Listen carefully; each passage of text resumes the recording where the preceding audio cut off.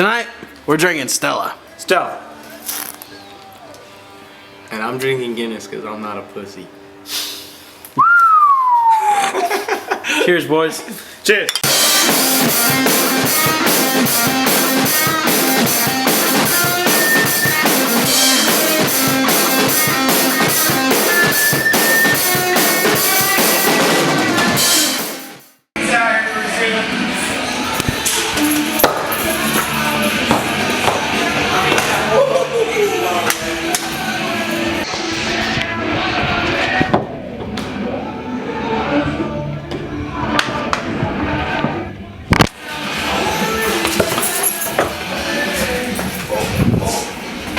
Shit looks pretty good.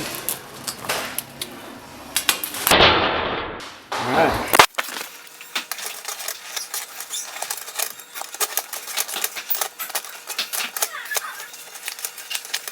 There's this post about this new scooter product. Adding another trick to the scooter. The flip top?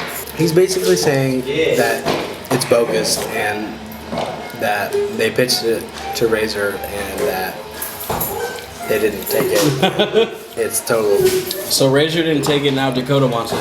I just think it's. I've been in a situation where I've ridden something that's like not what we would ride. Let's compare it to Fusion, dude. It's like the same thing. I know what you're thinking. I know what everybody's thinking out there. Like, it's compared to Fusion. It's like when Fusion first came in our market and said, "Can that two-wheeled scooter?" They got Dakota involved, right? Dakota was a part of that too. Involved. I was too, dude. I rode for Fusion. They flew me to like a contest. Really? That's my beer. I'll get another one. Well, no. You know what? Take this one, and I'll have another one. Realize, you know, that's not for our sport. That's not what our sport is about, right? It was like these people tried to evolve our sport into something that it wasn't. It's like the wheelie bar. Yeah, it's like unnecessary. Like we don't need a scooter rider. We don't need a scooter to do a kickflip. Wasn't designed by a scooter rider. Scooters don't do kickflips unless you're Josh Toy or Jordan Jassa, as we saw in the Instagram video today. I don't know if you saw that, but Jordan Jassa posted a throwback Instagram video today of him doing a kickflip on a scooter.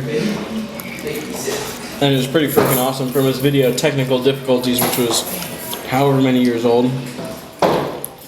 Which is awesome. If you can make a scooter do a kickflip or a heel flip. It's called barrel roll. In the scooter world.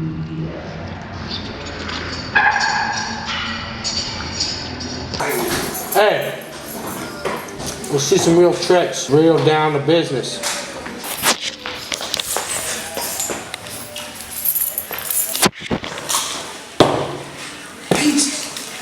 We have Greg here today. What's up, guys? I'm Greg. It's nice to be sitting here with the crew. He rides for TSI, is the team manager for TSI, and also manufactures for TSI, so he's kind of a big deal. At HepGreg on Instagram. Knows who HepGreg is. You need to go through think so. formal meeting. We're talking today about Instagram and how it's all the same boring shit. Every kid and their mother is saying chill clips, new learn, and why is that happening? I don't know. I mean,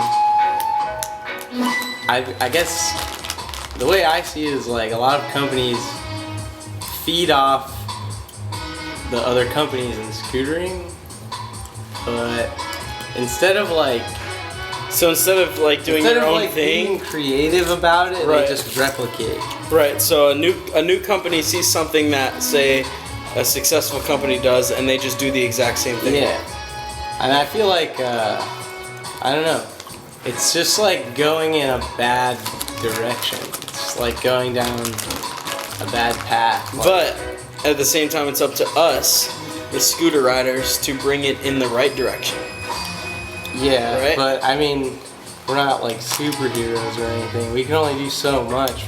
I mean, I feel like but at the same time, yeah, we can only do so much. But if we all do the same so much, But then it's gonna be a lot. I feel like everybody just kind of has to do their own thing, like in their own way.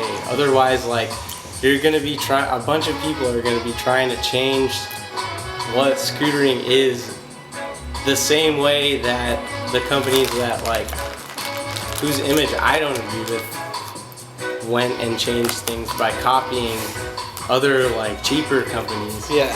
We're gonna do the same thing in another direction, and it's just kind of like an unfair tug and pull back and forth. Like, But I mean, each brand has its own identity.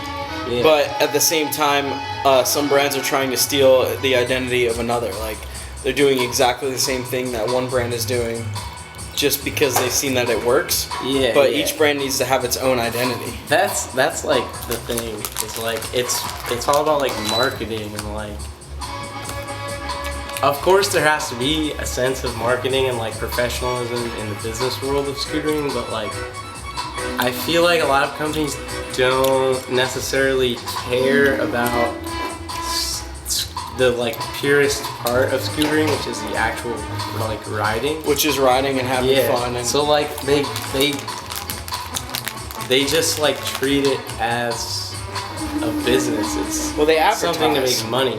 they advertise. But there's like no. I mean, they don't I mean- put love into like Right. what they do. Well, I mean, I've always said that scooters sell themselves. Like, there's not much you can do to sell a scooter. It's gonna sell itself. Yeah. But what stands you apart from the next brand is really what matters. To me, I mean, every brand could advertise all they want, but what are you actually doing for the sport, and where's your image compared to the next brand? Everybody has to have their own image, and I mean, that's ultimately what makes scootering is bringing something different, is being different, But I don't know. standing outside the box. I feel like some people. It's about giving it to the kids though. It's about the community, man. Yeah. The community is like Right. the most crucial part of scootering, and like Right. if you tear scootering away from the community and make it like just like all about like money making, and you don't actually give a fuck about like the people that you're selling your shit to that are buying your products, like if you don't care about those people, you don't like we don't want you Right. in the sport because you're not doing it for the same reasons that we started doing it for. What I've always said, it's easy to sell a scooter sells itself, but what's gonna keep that kid on the scooter? Yeah, that's like the most crucial part, is like the things that keep your attention into it, like the things that Keep you going. Like, the things that keep you motivated. the things that like push you away from skateboarding and BMX and rollerblading and wakeboarding and unicycling and all that shit. Whatever the hell made you want to pick up a scooter, like those are the things that are important to focus on, because those are the things that people can relate to. Yeah. And it's like I mean, you're good at skateboarding, but I started skateboarding before I started skateboarding, dude. scootering. I started skateboarding when I was Yeah. 5 years old. Yeah. But what made you choose a scooter over a skateboard, and why have you kept scootering, let's say 80% of the time, and only skateboarding 20%?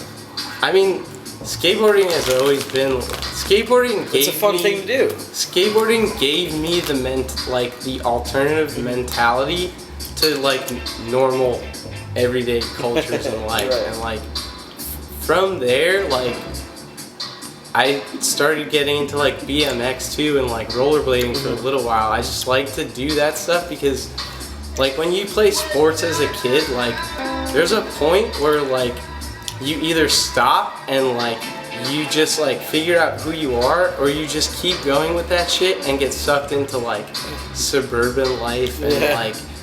like the normal mainstream like everyday culture. We're Like go to outside the norm, dude. go to school, get a job, like go to college, get a degree. Like I never had like that life. Like I tried it, but I didn't like it, and like scootering became more important in my life because like skateboarding became frustrating, and I don't know, like it You've just always wasn't. you've always been a big part of scootering, like since the beginning, like Scoot York and Eagle, and just that you've always been a big part of it. So for you to have like pioneered the way for the kids nowadays, it's like kind of tough to leave that, especially like you said when you're getting frustrated with skateboarding and maybe your heart is somewhere different from that.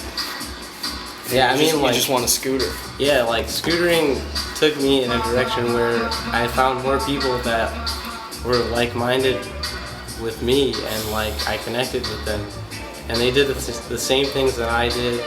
Not necessarily like all the time, but like scootering gave me the friends that like I wanted to have for the rest of my life. Hell yeah. So like I just stuck with it, and like I don't know, somehow, some way I like made my way through it, and like I just will always like stick with it. Like there's nothing for me to fall back on if not for scootering. So like I'm like 26, I can cheers to that. I'm 26 years old. Like I'm not gonna fucking just like drop everything that I have and like try to go live a normal life, which is the one thing that scootering helped me get away from in the first place. It's a normal life. Just like a normal, boring. We fucking do not live robot a normal life. Conformity. I know. Conformity. But like, I'm that thankful to something scootering for that.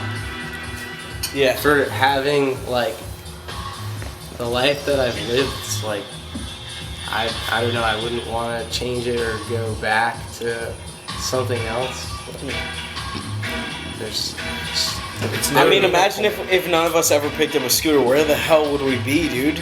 Like, the only reason I know you and you and you and all these people in this room is because of scootering. Even Caleb. Caleb doesn't even ride a scooter, but the only reason I know him is because of Cooper Clark, who also rides a scooter. Like, the only reason I know anybody in this room is because of scootering. The only reason we're all in Oregon is because of scootering. Except for Casey, because he was born here, and Caleb's from Vancouver. Champion Dakota Shoots. Oh my and he God. said he wanted one. After meeting And he did a Dakota world first. and getting some feedback, Look, it's got a headset. Look at that. So now, what would be the difference of being sponsored, let's say, at Flow Spot? So you're just given products because of the skill level you have or the potential you show, versus being a professional rider in our sport, deserving of a salary pay. Well, I mean, being a pro rider is more like, It's more than skill. yeah, like it goes beyond skill level. Like you have to be, Skill's only about 30% of it, I'd say. you have to be able to do things for the company you represent, Right. and like you have to put in work. You have to put to in like, time. Yeah, you have to put in like time and work. Somebody who's only pushing been in the the sport company. 2 years is not going to go pro. I mean, it's possible, but I went pro in 2 years. I just It was a think different like time. the right. You need to have you need to know the person that you're putting on your team, like Right. personally. Like you need to build a relationship with them and like see how they are as a person, and if you want that person to represent, like yeah, right, yeah, your company. yeah, like that's really important, and like that's the one Like thing I know TSI and Tilt have been doing it for a while, where their pro status is really elite. Like if you want to be on the TSI pro team or the Tilt pro team, it's gonna take a while. Like Yeah. you have to earn your shit. You have to earn respect. You have to go through the motions and just do the normal thing, and also prove yourself as a rider. Talking about that, like one of the most recent additions to TSI is like my longtime friend Michael Mancon. And like I've known him for a pretty good while now. Why and, did he like, go pro? He like was always just riding like super low key, not filming much. Like We all seen him on the YouTube comments. he initially like he like progressed like pretty slow, and then like he kept talking to me because like he only ever wanted to be on TSI. So like It's I like kept Mike. telling It's him- like Mike Homan. yeah, Maybe. yeah. But with we could talk about Homan, but I just want to say this about Colin. Yeah, yeah. Because it's like relative to what we're talking about. Like, I just kept telling Colin like for a couple years, like, yeah, just like film a video, man. Film a video, man. Like, just save your clips and keep saving up, and like show them to me. And he put together a video over like maybe a year or two. And that impressed I think it was you. like 3 years. I mean, that impressed But- you more than a few 15-second Instagram clips. Not the fact that he made the video, the fact that he made the video specifically for me. Right. Like, Yeah. like not to put out for everyone to see and be like, So look, you'd- I want yeah. free things. He was Right. like, I want to represent TSI. Right. So you'd rather somebody put together let's say a sponsor me video for the brand rather than tag TSI on a million clips on Instagram. If we're talking personally, like if I've never ridden with you, like I'm not gonna put you on. Absolutely, 100%. I agree. I've almost never sponsored somebody that I've never ridden with. And I mean, mind you, I'm the manager of Crisp and Grit. Yeah. So those are both teams with they've got a huge amount of riders. Not enormous, but you know, we've got riders in every area. But I've almost never sponsored a kid that I haven't ridden with. And Yeah, like- more recently, even Aaron Anchi, who was on the flow team for my company for 3-4 years, just got put on the AM team. That's how it should go. Yeah. But I mean, he had to earn his spot. Yeah, if you can hold your weight and like do what is asked of you as like a representative of the company, like then you deserve to get bumped up like Right. after a while. Like, You have to show your true colors and show your loyalty to the brand, because Yeah. I mean, not just anybody should just go pro, because you don't know if they're going to leave you in the next week for another company that offers them more money. That's not what you want. You want somebody who's loyal to your brand. I mean- who's gonna put out for your brand and literally put their life on the line for the brand that they're representing.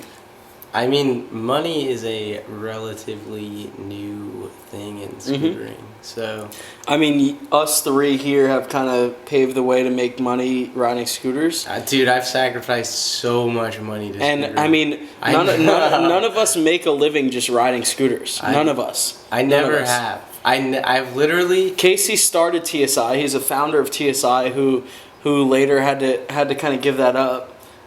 You work for TSI currently. You manufacture parts. You do all this stuff. Casey's still there. Casey, I know. I mean, Casey's still in scootering 100%. Casey still represents scootering and makes a living off of scootering. Me, I work for Turnstile Brands, which is a distribution company like TGE, like all the other distribution companies, and we sell scooters to the scooter shops, which is why we promote buying your scooter at a local scooter shop, because it not only helps them, it helps us. But I don't know. There's also like, well, I mean, we're like branching off into something totally different. But we've kind of set the mark to make a living from scooters, because when we were kids and when we were growing up, we couldn't make a living off it, whether you were a pro rider or not. I was never a pro rider. I looked up to both of you guys when I was a kid. Nobody was making money doing it. I think like, I don't know. I was kind of like the second wave of like the first original OGs, like right after this guy. Like, Yeah. this is the first. Well, I looked up to Casey, I looked up to Josh, I looked up to Jarrett, and I looked up to all those guys, and now, I mean, we're all three of us sitting on a couch talking about this stuff. Casey is the first person I ever talked to on the internet about scootering. No, that's pretty iconic to have these two. Greg, who's an iconic part of the sport representing TSI, and Casey, who has just always been an iconic. He's like the Tony Hawk of scootering, 900 Casey is the degree reason spin. that I wanted to be on TSI and why I have always rode for TSI. That's amazing. That's the kind That's of amazing. that's the kind of dedication that you need to a company to like want to represent them. Like, Yeah. not just like getting free shit, but I mean, I know that's Can we cheers to that, boys? that's Everybody got a drink. Casey, you got a drink. that Let's whole cheers to that. That whole mantra is like been beaten around the bush though. Since money has come into scootering, like the fact that people can think about like money over the Over love fun. of Yeah, scootering, dude. like, Yeah, dude. as your priority That's crazy. in scootering, It still blows my mind. That is the kind of shit Like- that goes back to the reasons like why you need to Dude. be dedicated to the community. Yeah, of and scootering. especially the brand that you're representing, because there's been people that I've sponsored, sometimes for weeks, sometimes for years, and they'll flip a sponsor just because they'll pay them more. And that's not the kind of person I want. For the person who's been on my team for a week, whatever, it doesn't really matter that I don't know him too well. But for the person that's been a part of my brand for years, and then all of a sudden is requesting this money and all this stuff, it's like, no, dude, like, you haven't really earned it. Like, although you've been on my team for years, you haven't proven to me that, like, this is your spot. Yeah. And then for you to switch brands like that, it's like, I probably never wanted you on my team in the first place. I tend to just like push those people away relatively. Yeah, but what's good about my brands is it's like Grit and Crisp. It's a lot easier for people to find themselves and see if this is actually where they want to be or if they want to be somewhere else, which is great because I'm able to give a lot of people opportunities that they wouldn't have normally had. And if they don't want, if this opportunity is not for them, then that's fine. Like, I totally get that. That's like what I try to do for the people that I put on TSI, like you have Mike Homan on your team. Yeah, I consider myself a big part of Mike Homan's life because I published him, dude. I put him in Dialed magazine as like one of the amateurs that was coming up. I noticed him. I went down to Florida. I hung out with him, and next thing I know, he's on the TSI AM team, and I think that's incredible. Dude, Mike Homan is awesome. Yeah, and Jonah Humble as well is awesome. Like I've been scouting them since Day one. way back in the day, dude. Like, well, I mean, you lived in Florida for how long? I didn't know them when I lived there. I lived in Florida right after Casey lived in Florida, and we lived relatively close too, like in the same area. A year apart. A year apart, but so I mean, essentially, you guys set the bar for Florida. Kind of. I would take credit for that. I mean, almost everybody that rides in Florida knows who you guys are because you were down there for some time. I don't know. I mean, when I rode down there, I didn't ride with so much scooter riders as so much like bike riders and skateboarders. But you of course. seed. Yeah, you planted the seed, dude. I mean, Florida is still like biking and skateboarding dominant. Where I was riding was. I mean, like Greg rode at Sarasota, which is honestly Payne Skate Park in Sarasota is like the heart of scootering in Florida, dude. That was my local. That was your local. So I was just north of him in Clearwater, in St. Dude, Pete. there were kids south of where I lived. Jack Cleary, dude. When I lived in Florida, there were kids that lived in Venice, south of me, and in Clearwater, above me. And like I would take the bus down to Venice and like stay at their house and shit and like ride with them. Ride that like shitty outdoor park? Like the YMCA park? I never got to go to The that Clearwater park. Park? No, the YMCA. There's a park in Venice. It's like it's so shitty. It's like Venice? Olivia's. Is it north of St. Pete? Yeah. No, it's south of Sarasota. South Oh of yeah, Sarasota. yeah. I never went down to Venice. St. Pete's nice. St. Pete's got I a was good just park. in St. Pete. I went down to Bremerton one time. Dude, I didn't have a car. I only rode my fucking track bike while I lived there. That's It awesome. was crazy, dude. Greg, real quick, what's your thought on flip tech scooters? Nah. Overall thought. That's it. Nah. All right, we talked about a lot of sensitive topics in the scooter industry today, and we had our special guest, Hep Greg, who's been in it for a long time, just like myself and Casey Corning. Greg, do you have any final thoughts for the episode and for the viewers? Shred gnar and stop making starter packs and go ride your scooter. Sam Grove. Why you gotta name drop, Hirsch? Why you gotta name drop? Say what I think it said. That have never Right been here. done before. Changing the sport and catapulting the scootering sport to the next level. The scootering owner, co-founder of Flip Tech. Flip Tech scooter. It's definitely gotten better since I tested it a while ago, and it's got 2 wheels instead of 1, so when it flips faster, and also when it whips, it will... All right, Greg is out. Got to catch the train.